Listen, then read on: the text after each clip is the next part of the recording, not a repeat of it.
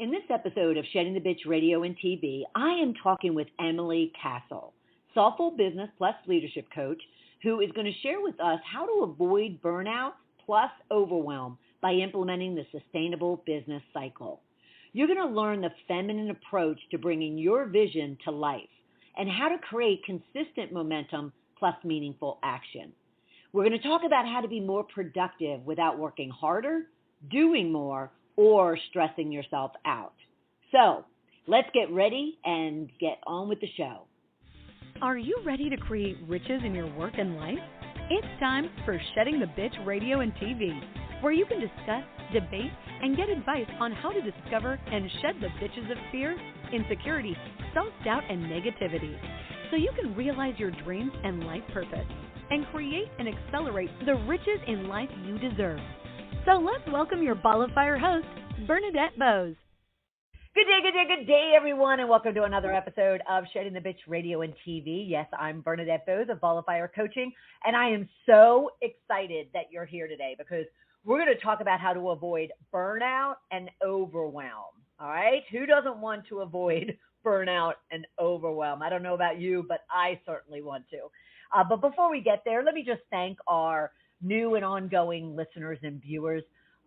Whether you're coming to us on any one of your podcast streaming services, such as Blog Talk Radio, Apple Podcast, or any one of them, and along with our Shedding the Bitch YouTube channel, you are liking and posting and sharing and commenting and rating and subscribing and following us. And it's been magnificent, the number of eyes and ears we've been attracting to the program, and it's all because of your input. You're also providing us suggestions on the topics and the experts that we are bringing to you each and every week. So please keep doing that, and please subscribe and follow the show so you get all the updates, whether it is on a podcast streaming service or on our Shedding the Bitch YouTube channel. All right. I also need to thank our ongoing sponsor, NG Tax Solutions. They are a full-service financial and tax services company that services small to corporate-sized clients in both their personal and their business needs. So please reach out to them should you have any needs for yourself or someone you know. You can reach them at ngtaxsolutions.com.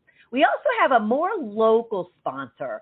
Jay and his team at Up Top Roofing of Atlanta, they provide home services and roofing needs.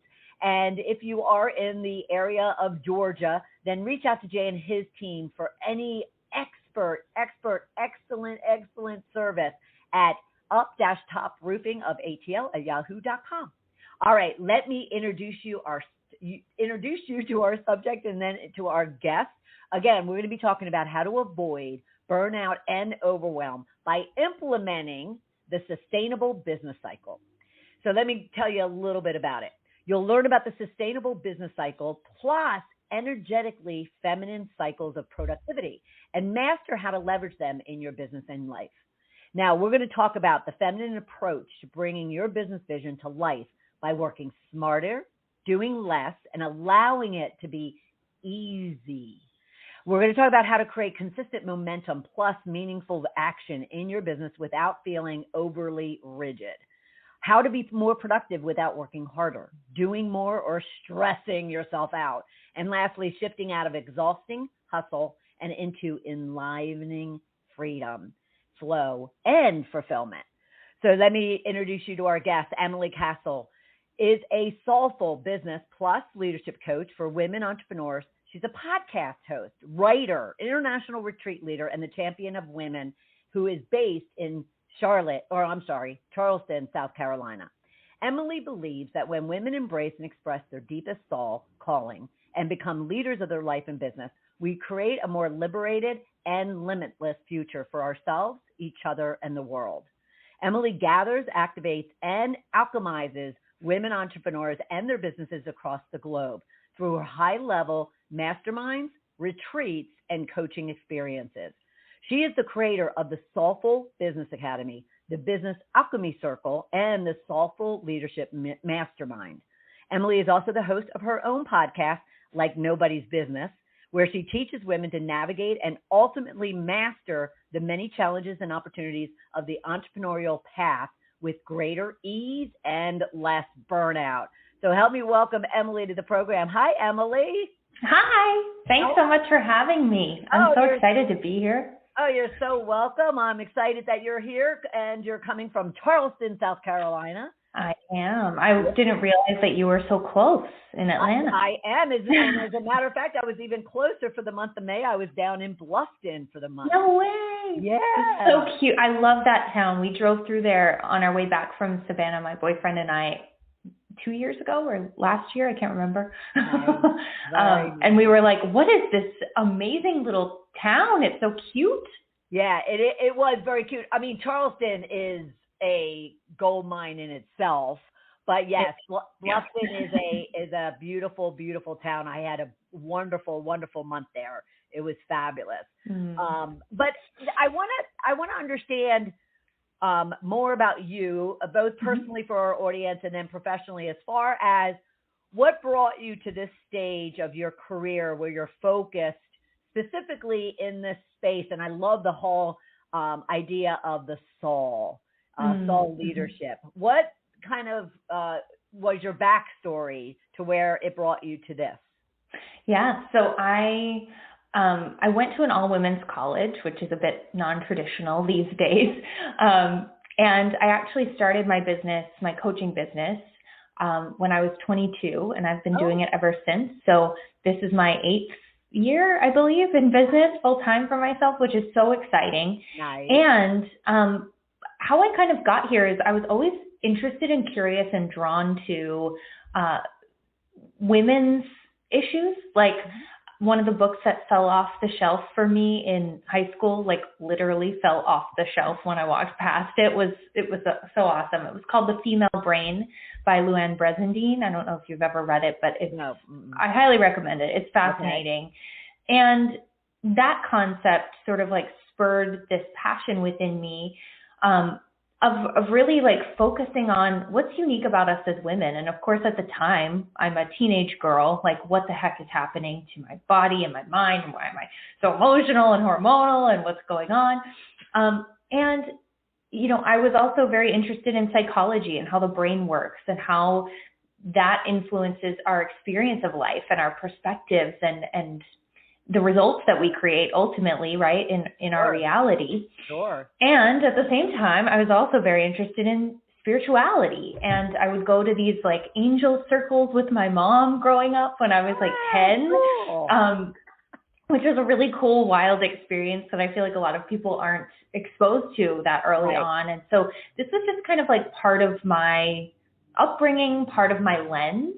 Nice. And you know, there's a bajillion things, as for all of us, that have led us to this moment. And so I'm tempted to go into like the whole story and the details, but there's a lot more about it. Yeah. But when I was in college studying psychology, I found an elective in positive psychology. And up until that point, I had been, you know, taking classes and I'm like, this isn't really what I thought it would be. You know, like we're talking about early childhood development, which is like interesting, but not necessarily the thing I want to do with my life. Right. And I had also always been interested in leadership and like being involved in all the leadership positions I could get my hands on or foot in the door. And I was always a very high achiever, straight A's, over involved, like probably overdoing, right? Like type A in high school, very perfectionistic, and same in college. And one of the things that just kind of pulled me in was this concept of positive psychology and really looking at the other side of the spectrum of well-being when it came to psychological and mental health, looking at like, what do we, not just, okay, what's a pathology and how do we get someone to a point of like neutral, but really like what helps people thrive and flourish in life? And what is it that really takes, you know, you meet certain people and you're exposed to all these different people throughout your life. And you're like, there's something unique about the people who are succeeding, and they also happen to be very fulfilled, you know, like these people who are just like vibrant and magnetic that you come across and you're like, I'll have what she's having. What is that? You know, what's that like special sauce? Yeah. So through my studies of positive psychology and then also like dovetailing that with all that I was learning in the business classes I was taking and really exposing myself to a lot of leadership development trainings and going to an all-women's college. It was so amazing. I realize this now even more than I did at the time. At the time, I knew it was really awesome, but now I'm like, oh, you weren't having that experience in college? Weird. We were so lucky. We had congresswomen and business leaders and women doing amazing, trailblazing things in the room with us every week. It was awesome. I got to see so many women speak and talk in such an intimate forum about their unique experiences with womanhood and, their work and their leadership and the unique struggles and challenges and the unique strengths and gifts and all of the things. So that was kind of my priming. Right. And then I did a coach certification training because I knew that that's what I wanted to do. My professor was like, if you're not going to do counseling like you had planned because you want to do positive psych focus, then coaching is the way to go. So I said, okay, I don't know what I'm doing. Let me take this leap of faith. And I got a coach training certification. I did that for a year-long training and then started my business while I was in the midst of doing that and working full-time. Yep. And now, 8 years later, here we are. Well, I applaud you because, and thankfully you had that backstory experiences, especially with your mother at Angel Circles. I know, random. But I applaud you because you get to an age of 40 plus, let alone I just turned 60, and I don't have any regrets in my life. But I will say I wish I had focused on my mindset, on positivity at a young age, in college, right out of college. And so I applaud you, and you must be a great, not only mentor and coach, but a role model for young women and guys, but for young women to really kind of, put a focus and spend time on, positivity. So that's awesome. Congratulations. Thank you. So to get down to the nitty gritty of what we want to talk about, you use the word sustainable business cycle. Like, what exactly is it? Because we go from being soulful to a business sustainable cycle. What does that look like? Yeah. So to me, when I think about business, my number one priority for myself and my clients is always that it's actually sustainable, because we live in this culture of like hustle, burnout, that seems to be the common narrative around what it means to be an entrepreneur, what it means to be a leader, and what it means to run a business.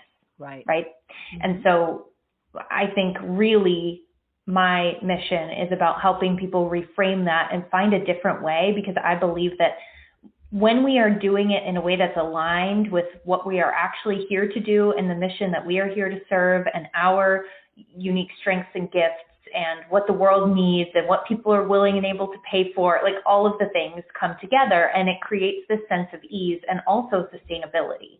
And so when I think about the sustainable business cycle, what I think about is like this ecosystem within our businesses and within our lives that we have all that we need, right? Like it's well-resourced, it all functions together in harmony. And there's this sort of like rhythm that we can get into where it's cyclical, there are seasons, right? And there's space for everything. Yep. And just like, I like to think about this in terms of the seasons. And for a lot of women, what can be helpful and maybe feel closer to home is actually the cycles that are happening within our own bodies, right? Like our menstrual cycles, and knowing that that's a really familiar thing that's influencing the way that our body chemistry and our brain chemistry is functioning at any given moment out of a month. Sure. And so when we think about that in a traditional cycle, right, we think about like fall, winter, spring, summer. We think about, menstrual phase, follicular phase, ovulation, and luteal phase. And all of these types of cycles have 4 phases, right? And there's a space for everything, and there's a functionality to each phase. Nice. And I think sometimes we get stuck in this idea in business, especially, and end in our lives when it comes to creating success or achieving anything, that it's supposed to be a very linear process, and that progress is like, okay, right, we're just going to go from point A to point B. And really what happens is that it's a cycle of constant evolution and change and transformation. Right. And every time that happens, there's more of like, what it actually feels like for me is this sort of like expansion and contraction, and expansion and contraction. Yeah. And within that expansion, there are, I think, about 2 phases. And then within the contraction, there are 2 phases. So I'll tell you what they are. The first one is sort of this, let's see, where do we want to begin? Spring. Let's start with spring. So in our businesses, right, there's this time where we're like, oh, I have a new idea, or there's something new that wants to be born. There's this like light bulb moment, or there's something that's like, we feel to initiate it, right? Yep. And that's one part of the cycle. And then we go into the summer phase where we're actually like implementing and doing all the things. So we have the vision that comes through, the idea, and it's like super exciting, and there's all this energy and there's all this potential. And then the summer is when we're like, okay, let me like do all the things. Take action. Take action. And this is where we think we should be all the time, right? We think we should just be in like idea, action, idea, action, idea, implementation, right? But really, that's like a recipe for complete burnout and overwhelm, right? Because there's never any time to process or reflect or take stock or see what's working and see what's not. When we don't do the next 2 phases is when we start to get into trouble, when we start to burn out, we start to overwhelm, because there's no discernment around what actually is moving the needle, what actually is creating the results, what is the ROI, and are these things actually worth my time, energy, money, investment? Sure. And what's really working, right? And I see so many of us, we get caught on this hamster wheel where we don't take the space to do this because it's so uncomfortable, because culturally and then personally, the conditioning is, I should be doing more. I'm not doing enough. I'm like idle. I'm lazy. I'm not doing enough. Mm-hmm. And so we have so much resistance around the next 2 phases in the cycle. But before you get there, so I love the fact that, yes, culturally, there's these patterns, but you also said that they're uncomfortable. Mm-hmm. So what is it that your clients or the people that you come into contact with, what is it that they're finding very uncomfortable about kind of, moving beyond just those initial 2 phases? Mm-hmm. Well, I think that there's a lot that comes up when we actually give ourselves space to like rest and stop and pause, right? I think for a lot of us, that doing and that keeping busy and that almost like on the extreme side of things, that workaholism, right? It really numbs a lot and quiets a lot. We don't have space to think about all the other things. And so in a way, there's sort of this like secondary gain of staying so busy and burnt out and overwhelmed that we never have to look at anything else. We never actually have to get real with ourselves about what's working and what's not, and what feels good and what doesn't. And it just, the discomfort of having to actually reflect and look within and hold ourselves accountable, or pivot something that might be really uncomfortable, to say no to something that felt like a yes. Or to be true to yourself, right? Or or to be true to yourself. Mm-hmm. It can often be very uncomfortable. Yeah. It's wild, right? Like we do so many things to avoid actually listening in, actually hearing ourselves, actually doing what's necessary to stay in alignment and stay on our path and not fall into someone else's, or to get into comparison mode or feel like we have to keep up with someone else or the industry or whatever. Right. And so there is so much resistance, and we could talk about that forever. That's like a whole, and I want to come back to that, but I will come back to that. But at the same time, so what are those 2 other phases that they need to be aware of and cognizant of, regardless of the fact that they'll work into them because they're too uncomfortable? But what are they that they need to be aware of? So the fall phase of our business cycle here is really about looking at like the systems and how do we create something that is like we're preparing for winter, right? So when we think about this in like an agricultural sense, Right. we're looking at, okay, here's the harvest. Now, how do we want to like reinvest the harvest, basically, right? Okay. How do we want to make best use of what we've created? What's the best path forward? How do we preserve and conserve things? And where are we going to like save seeds? And where are we going to, preserve, like can produce so that we have it when we need it? Yeah.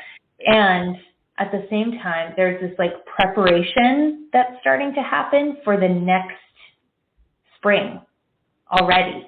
Okay. Yep. Right? Yep.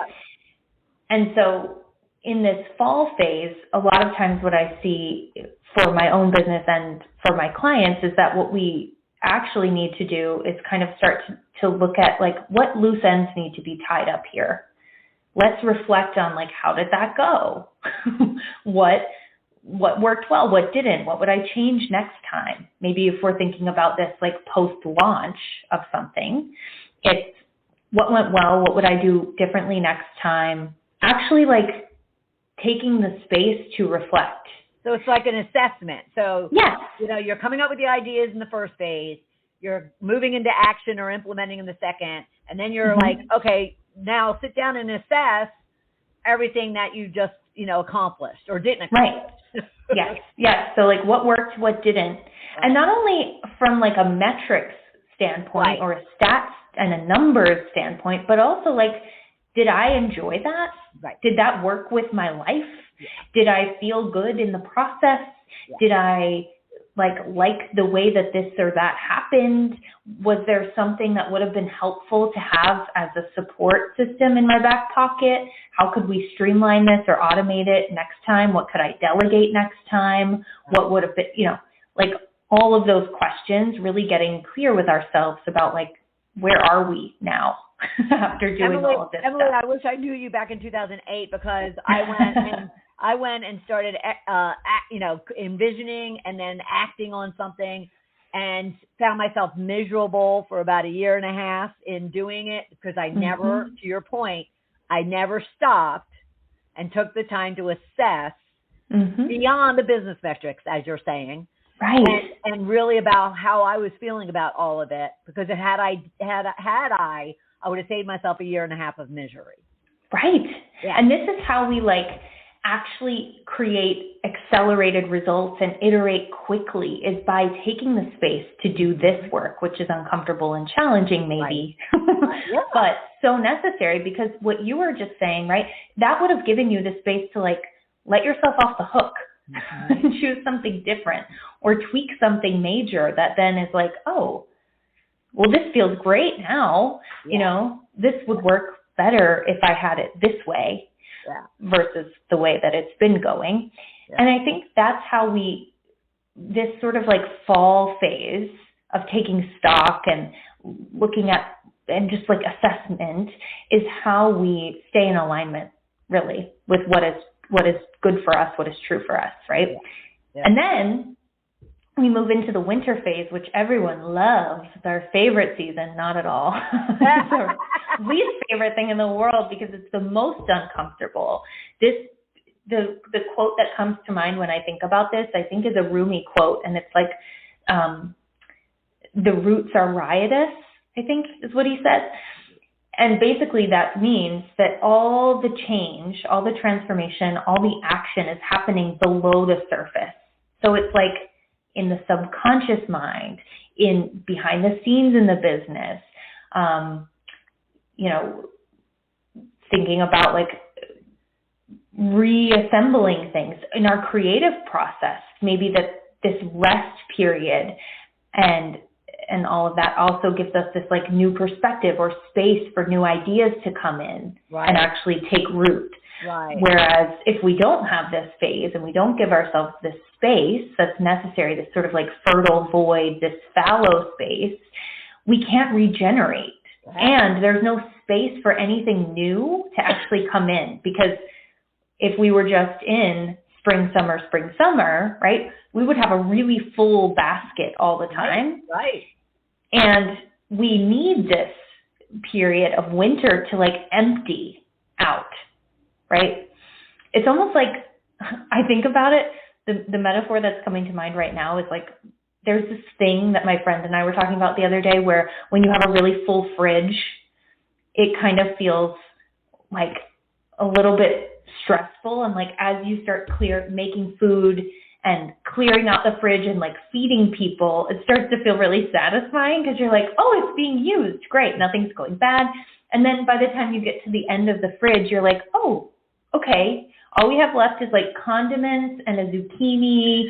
Now it's time to shop, versus like what some of us might do is just like fill every day of the week, like bringing new things in. And then we're confused about like, when does this need to be used by? Right. This has gone bad, but now I needed that for this ingredient because I thought it was here, and this recipe isn't going to work because, then we get overwhelmed. Yes. Right? So it's kind of a similar thing to me. Absolutely.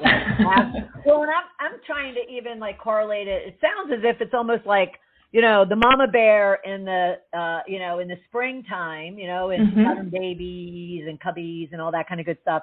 And so she's going out into the world and introducing them to the world. And then in the second season, she's kind of starting to kind of let the babies run and create a life of their own. But then she has to get them prepared and prepare herself for going into hibernation in the winter. So in the fall, it's kind of, okay, let's build up fat and let's eat as much as we can and store, as much as we can within ourselves. So then we can sleep and rest in the wintertime. Yes, exactly. And you'll see all of this like reflected everywhere now that you've heard it, right? Yeah. Like you're going to see it everywhere. Yeah. But I think the cool thing about this is these cycles within our business can happen really quickly, right? Like they don't have to take an actual, season, 3 months or whatever, right? It's like it could happen in 2 days. Right. But the important part is we need all of it to have a sustainable business, because otherwise we're missing key components of like our creative process, and we're not tending to the necessary pieces of our leadership and our business because we're missing these opportunities to evolve quickly.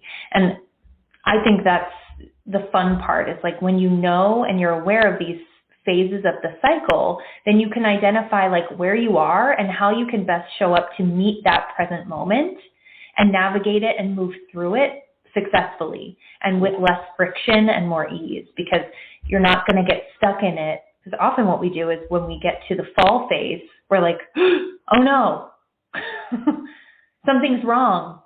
Go back into spring. Yeah. Right? Oh. Or we're in winter and we're like, this is wrong. It's wrong to be here. Right, you know? Right. So if I'm trapped on this wheel, right, going between, visionary or creativity, which people love being in that phase. Don't you find that? I love that. Being in that phase. It's fun. Especially those creative types, not the analytical ones, but the creative ones. So if they're trapped in this vision and taking action or implementation, the first 2 phases, how do they get out of that hustle? How do they get out of that like constant, like what are some actual kind of steps or, processes you use from a coaching perspective to kind of help them through that? Well, I think first, there are so many things that I would recommend depending on the specific person and their phase of business, and if they have a team or if they're alone, and, there's so much nuance here, so I'll try to give like the high level. Right. Oh, yeah. But just know, if you're listening, there's so much. I would say, one, you have to be aware of these phases, or else you're going to blow right past the ones that you feel aren't necessary because your conditioning tells you go, more is better, fill it up, all the things. Right. And the second thing is, we've got to get comfortable being uncomfortable in a way that's productive, right?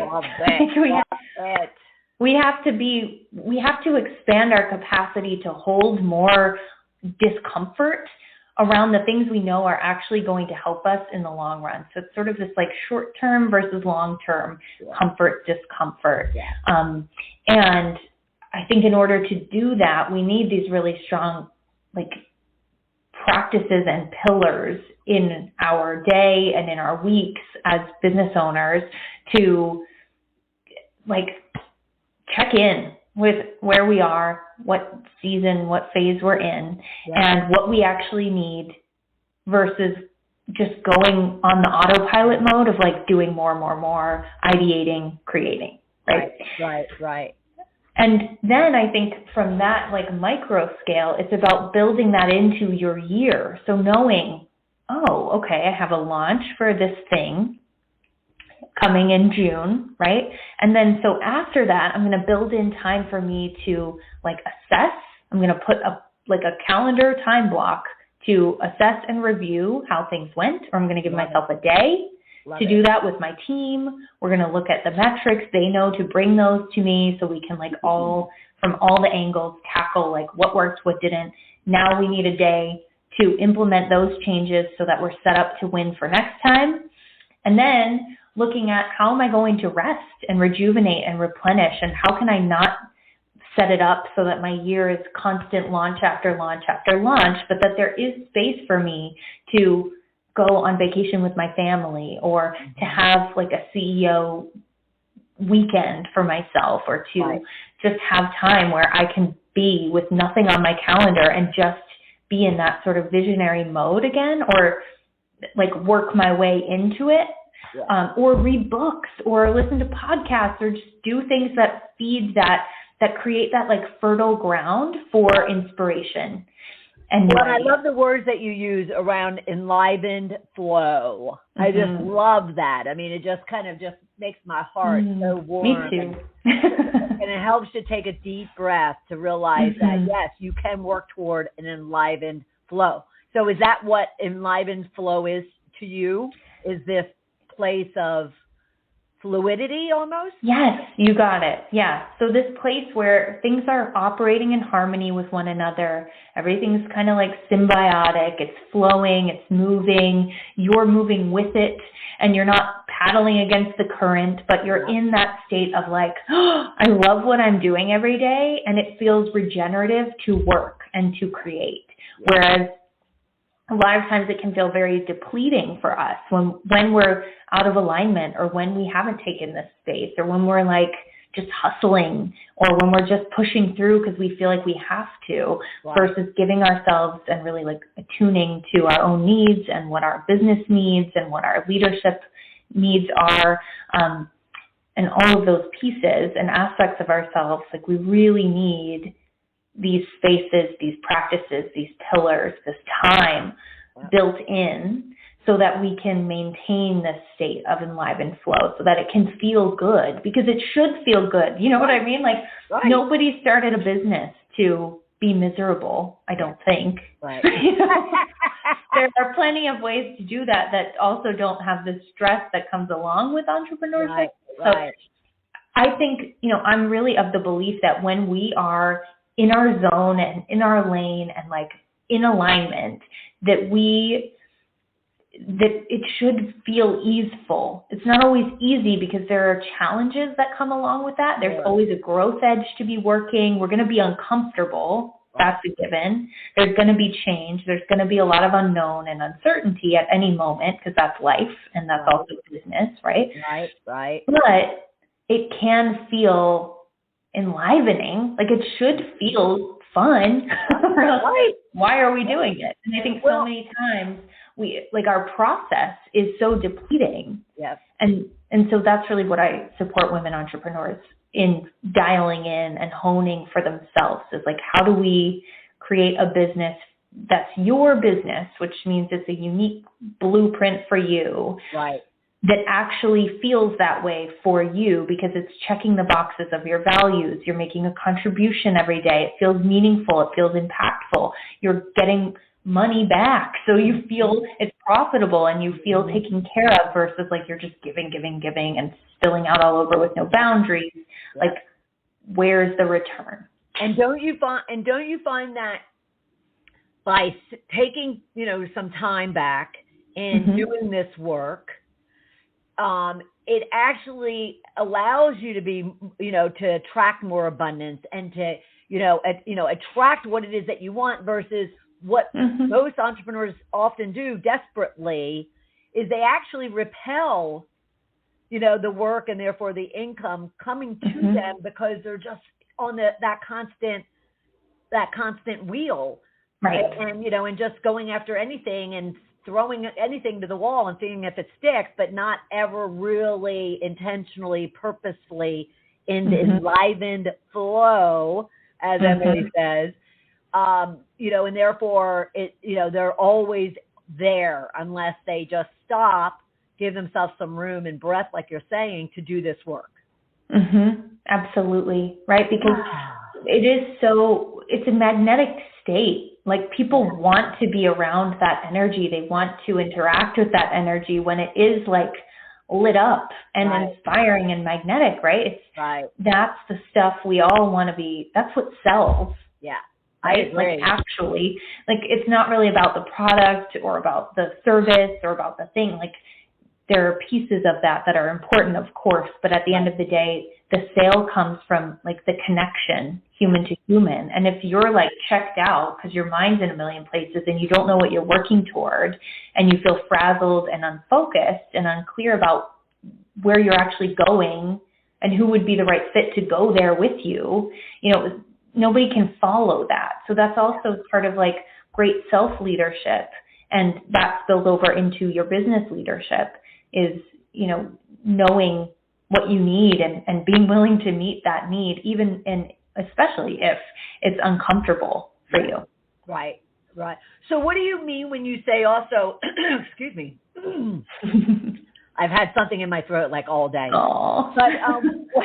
But what do you mean too in regards to having a feminine approach Mm-hmm. to bringing your business to life? A feminine approach, what Mm-hmm. is that all about? Yeah, so in most, let's say, like there's yin and yang energies, there's feminine and masculine energies, which are kind of the same thing, interchangeable. And so in order to really create like balance and wholeness, we need both polarities, right? We need both the feminine and the masculine. And I think about this, it's not so much about gender and it's not about like sexuality and it's not about any of that. It's just to say yin and yang. So use that if that's better, right? We can also think of it as like sun and moon, right? There are two opposite equals that with one without the other doesn't work. So when we think about this, oftentimes, like we were talking about, those two phases that people tend to get stuck in, right? Those are the yang, the masculine, the like active ones. And so when we think about feminine energy, it's a much more receptive energy, like yin, like the moon, right? So it's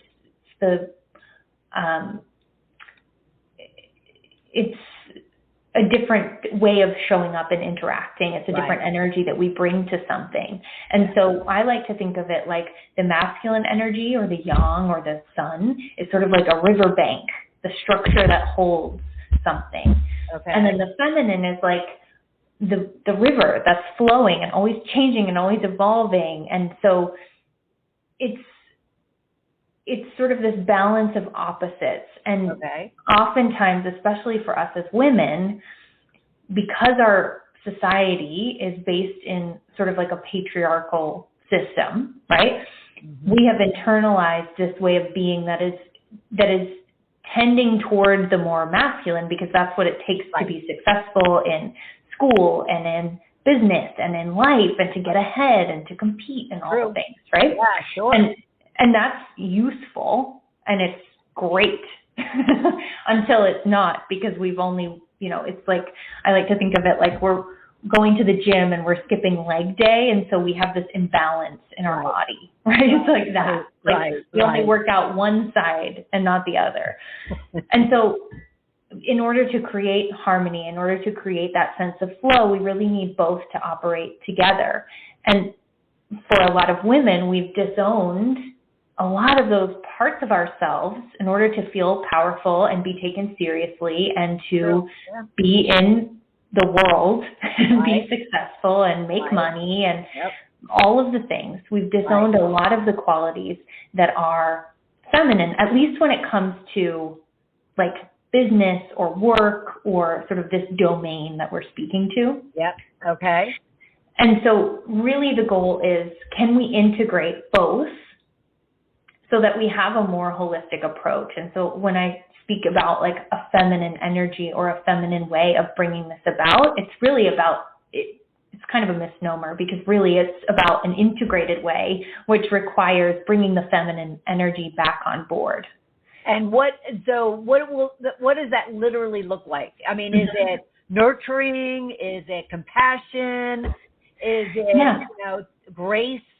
What does that look like then on top of or in complement to, the masculine energy? It looks like a lot of things, but I'll tell you a few that I think are key. One is like a lot more self-compassion, because a lot of times we can get into this very rigid, like self-judging, perfectionistic inner dialogue, right?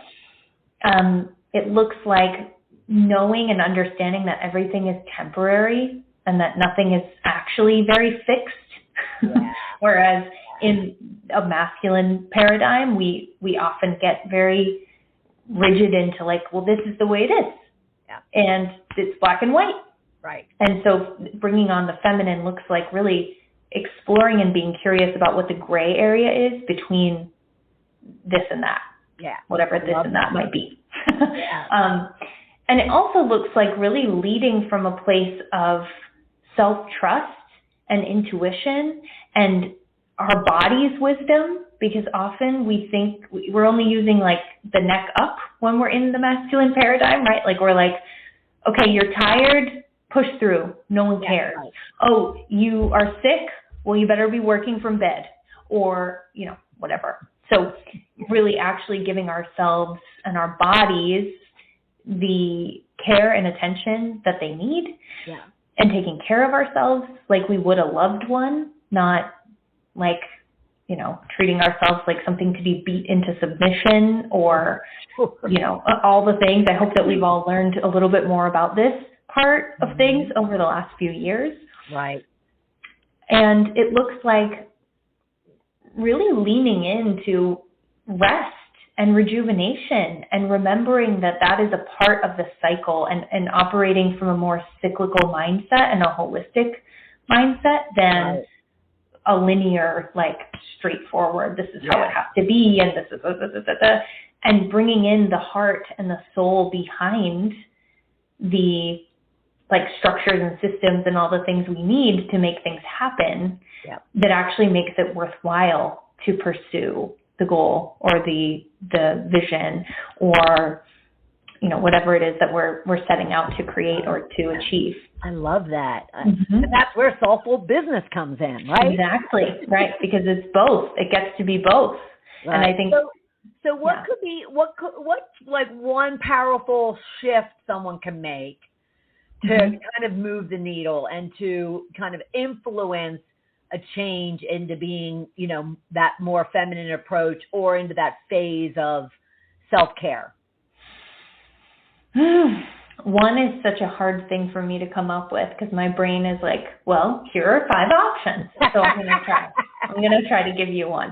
Honestly, I think it's just becoming aware of like, which phase are you in right now? And which phase are you neglecting, right? Like, which phase are you, like, maybe you're in spring or summer, but it's like, is that where you actually need to be? Right. And so I think just making space, like we were talking about earlier, right, of like really making sure that as you're creating anything, that there is space for all of those different phases to unfold. And it doesn't mean, again, that they each have to take a certain amount of time. It's just that they're present and that there's space for each. So I think it's in your planning process.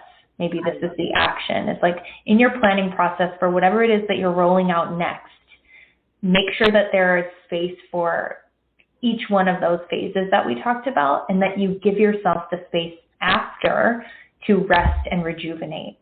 Well, that's a great structure to start forming your plan. Is Right. On an Excel spreadsheet, 4 phases. And what has to happen in each one of those. I think that's brilliant. But it sounds so simple, everyone. And it's not as simple as it sounds. So that's why you need to check out Emily Cassel at emilycassel.com. So I really I'm interested, and I'm sure our viewers and listeners will too, in regards to your what you call the business evolution. And so could you share with us a little bit more about that? And of course, they can go to emilycassel.com to learn more. But could you share what that is all about that you have happening? Yeah, absolutely. This is a newer offer that I'm super excited about. It's a 90-day intensive where we get to work together one-on-one. I get to do a full audit and assessment of everything that's happening in your business, like past, present, future, and what's working and what's not, and what you love and what you don't, and what people are saying and what they're actually coming to you for, and what's getting a great response when you share it and what isn't, and all the things, and where your website needs some updates, and just like a holistic, total view of everything. So I get to do that. And then we meet for 45 minutes for our kickoff to really set the vision of where you want to go and what you want to do. And then we have 3 90-minute intensive deep dives together where we get so much done and we cover so much ground. And every time you leave a session, you've got like marching orders, you've got action steps that are super clearly defined and laid out for you to implement and get into that phase around. And then at the end of that time, we have a 45-minute wrap-up session where we get to come together, tie up loose ends, figure out what you need next, if anything, and where to go from there. So this is great for you if you're like at this inflection point in your business, or you're feeling like there's a reinvention or a rebranding happening, or there's some kind of new vision that's wanting to come through you in your business. And of course, this is for women entrepreneurs, and we tackle so many different things. It's really like a strategic partnership beyond just coaching. And also we weave in like leadership coaching principles and really look at like, where are you getting in your own way around your business being all that it can be?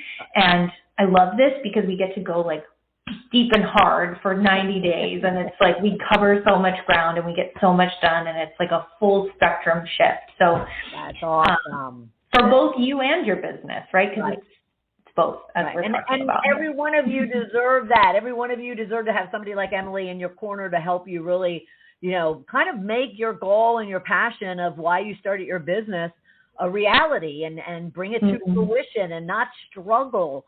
Make sure you're looking at those 4 phases and you're taking care of yourself. Emily, thank you so much. I am so excited to have met you.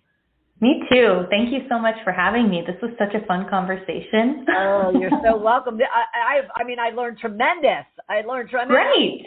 I'm going to be thinking things of, winter, spring, summer, and fall now. You are. Is smart and easy way of looking at a business, or even looking at someone's life. Quite honestly. Anything, really. It's reflected everywhere. You're going to see it in all the things.